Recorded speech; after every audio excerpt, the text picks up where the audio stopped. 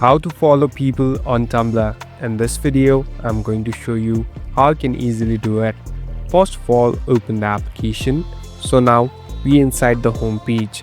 Here, you'll be able to find different posts and other people too. Here on the bottom, simply tap on the search icon. Now you can search for the people that you are looking out. Here, you can even find different suggestions. So simply tap on the person or the page that you want to follow. Here on the right top, you can see this follow button.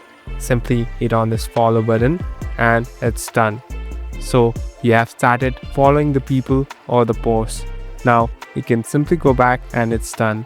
Now different posts related to it will be shown on your feed, and later you can even react and view it. Thank you for watching this video.